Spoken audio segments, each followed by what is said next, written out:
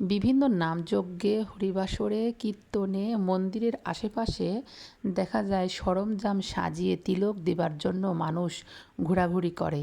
তাদের কাছ থেকে আমরা তিলক কপালে দিই, কিন্তু আসলেও কি তাদের কাছ থেকে কপালে তিলক দেওয়াটা কি স্বাস্থ্যসম্মত, নাকি দেওয়া উচিত কি উচিত নয়, দিলে এর কি ফল হতে পারে জানেন কি?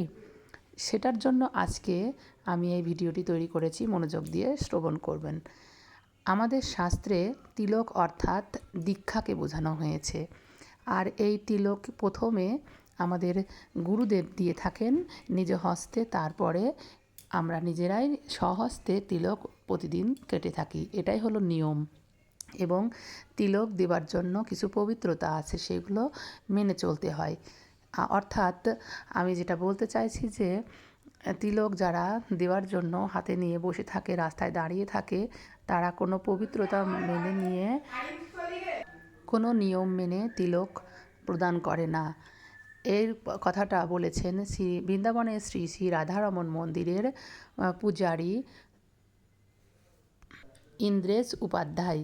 তিনি বলেছেন যে রাস্তাঘাটে, মন্দিরের আশেপাশে তিলক কাটানো কখনোই উচিত নয়।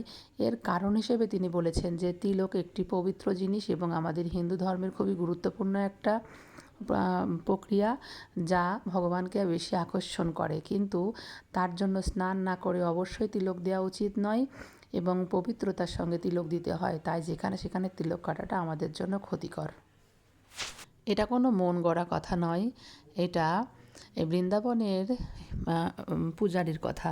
তিনি শাস্ত্রসম্মত উপায়ে বলেছেন এবং আরও বলেছেন যে যার তার হাতে যেখানে সেখানে যে কোনো অবস্থায় তিলক কাটলে তার ভক্তি কমে যায় এবং ভগবানের প্রতি তার ভক্তিসুলভ আচরণ কমে যায়। তাই আমরা ভক্তিকে বর্ধন করতে এবং স্থিতিশীল রাখতে অবশ্যই নিজের তিলক নিজে হাতেই অঙ্কন করব।